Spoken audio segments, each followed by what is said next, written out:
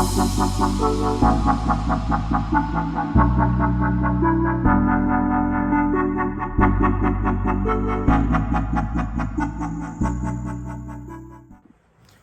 going on, guys? JB Line back with another video, and today we are doing the game review for Chelsea vs Fulham.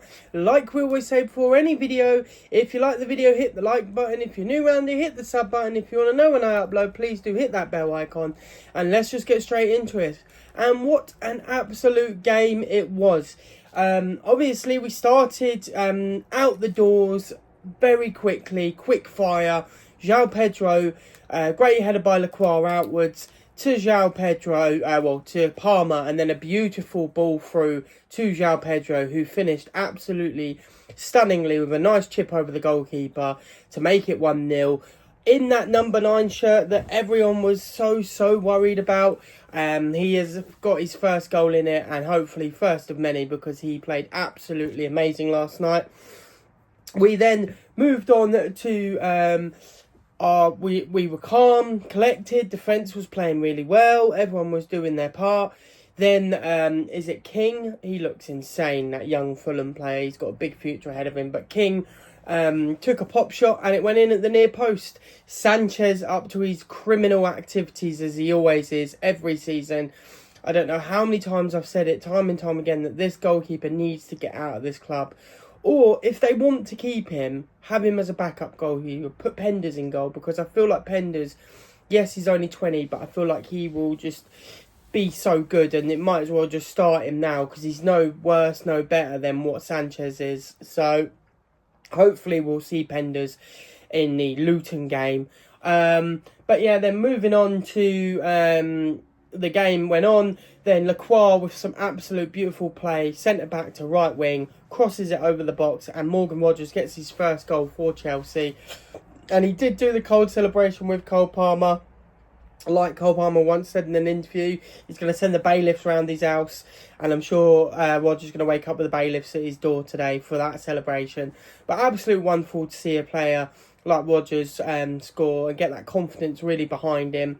The game then went on, and Fulham did find an equaliser. Some very shoddy defending once more. Castagna hits a shot at Sanchez, and he basically just pushes it back out into the danger zone. And Gonzalez scores a header, which he always does, and he always did when he was at Real Madrid. I do think he's a player to definitely watch this season. And for any FPL players, I reckon he might be up there, because he has got those goals in him. He is an absolute goal poacher. So, someone to definitely note down for your FPL teams. But luckily, late on, we did strike once more. We did strike again, thank goodness, because I was worried that we wasn't. Beautiful play by João Pedro to stay onside, through to Palmer, and he absolutely nutmegs the goalkeeper and scores his first goal of the season. A goal and assist for Palmer. And yeah, that is how the game ended, 3-2. Made it very difficult for ourselves. Bob Sanchez, as usual, the criminal, and the player that almost ruined Xavi Alonso's first game. But there we are. Like I said, we've got Luton on Thursday. So hopefully Penders will step in and get his chance, and then he will just stay in goal for the foreseeable future. Fingers crossed. But yes, it was overall a great game. We played well. Like I said, we had some good moments. Palmer, absolutely brilliant. All game, looked sharp as a nail. Really back to that confidence that we know he can have. There was like one moment where he had like 4 players around him, and he took on all 4 and still managed to get it through and almost curled a shot into the bottom left corner. If he scored that, it could have been goal of the season already. But Palmer played absolutely fantastically. Lacroix as well. Absolute stonewall in that middle of that defence. So good. Made the defence so sturdy. We had a few moments of ropiness, but that defence was, with him in the centre, was so sturdy. And just overall, a very good game by everyone involved. Everyone played absolutely amazingly. Obviously, we could have done better without the Sanchez mistakes. I think it could have been like 3-1. It would have looked a bit more impressive, but this is football and this is the way it is. Enzo Fernandez did come on. He did get some boos, but people did also sing Enzo Fernandez. But I do think he is more than likely on the way out. Heartbreakers that is, because like I've always said, I love him, but I just don't think he wants to be at the club anymore, and I just don't think he's passionate about Chelsea anymore. So for me personally, if you're not going to feel that passion, just take your leave, innit? You know what I mean? There's no point in staying at a club you're just hating. So yeah, I just think overall, it's a bit of a shame with Enzo Fernandez, the relationship lost there, but Alonso said he would like to work with him, but it's now down to Man City. Apparently he's agreed personal terms as of today, so it just depends on if they're willing to pay that amount of money for him. I think, you know, Chelsea aren't going to take any less than 110, 120 million, so they're going to be absolutely banging out the money again and making him probably one of the most expensive Premier League midfielders, which is crazy to me, but good luck to the lad. We can obviously, like I said in my other video, get somebody else better in, like Adam Wharton or Alex Scott. Someone like that would be absolutely lovely to pair up with Caicedo. But yes, let's get into the good and the bad players. Obviously, my bad players, Robert Sanchez. Absolute, still the same Sanchez as last season. Zero confidence when he has the ball at his feet. The sort of unknowing of what he's going to do with the ball. Always constantly dilly-dallying, not being confident. You know, getting shots rocketed at him, and rather than trying to catch him or push him to safety, he's pushing them back into danger areas, and it's just causing all sorts of issues for the team. How is the defence supposed to be confident when you've got him behind you who doesn't know or isn't as confident himself? So, Bob Sanchez is definitely the worst player of the game yesterday, unfortunately for him. And then for the good player, there's three. I'm going to say Lacroix, Cole Palmer and João Pedro. Absolute, all three of these deserve a mention. You know, Lacroix, solid at the back, like I said, got an assist, confident on the ball, got that speed, got that zip that Chelsea need. So absolutely wonderful to have him.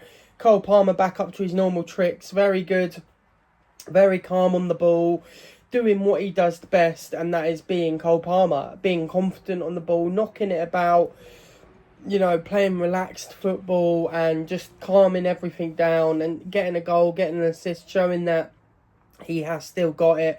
You know, a lot of talk around him saying he hasn't got it, but he proved today that he definitely still has got it. And then João Pedro, purely for the factor of he's just such a good number 9. You know, he was holding up the ball, he was doing all the dog's work for Chelsea. He was just doing everything that Chelsea basically needed him to do and more. Obviously, the ball over the top from Palmer, his speed, his pace, his confidence at the moment. When you watch a performance like that, you do think to yourself, how did Ancelotti not take him to the World Cup? Because he is absolutely amazing. Like, you know, it's obviously paid off in our favour, not taking Palmer or João Pedro, because they've got the full relaxation and, you know, full rest that they both need. So hopefully they'll have an absolute spicy season. It is only the start. It is only the start to the season. And, you know, there's plenty more to come. I can tell from the Xabi Alonso team. Absolutely plenty more. We missed out on Caicedo last night, so it was James and Lavia, which wasn't a bad midfield. And then, obviously, we did miss Palestra. So, yeah. Another quick side mention. Pedro Neto, when he came on, he looked really good. Really quick, confident. It's good to see him still got that confidence. I understand he's trying to push for a move himself. But yeah, I think just Chelsea are in this sort of transition phase at the moment where there's a few players that are unhappy, that want to leave, or Chelsea are trying to clear out. And you know what? In all honesty, I think if a player does want to play for the club, let him go. And I know, like I've said it multiple times, but Enzo Fernandez, he's a big character in that change room. But if he doesn't want to play, he ain't got that passion. Obviously, I saw a video, people digging him out, saying he walked off, didn't celebrate to Chelsea fans, which he did. There's another angle where he's clapping the fans. The fans are singing Enzo Fernandez, he's clapping, waving. So he is still, you know, getting involved, but he also did walk off before everyone had finished celebrating. But at the end of the day, you know, it's a player who doesn't want to be at the club, so it is what it is. But yes, guys, I've been JB Line. Thank you so much for all the likes on my new videos. I'm so happy to be back with these. I am at Reading Festival for the next sort of couple of days, so I will be uploading. It just might be a little bit later than usual, but I'll do my absolute best to try and do it for you guys. But yes, I've been JB Line. I'll see you dudes, dudettes, and everyone else in the next video. Peace, guys. Woo! Up the Chels.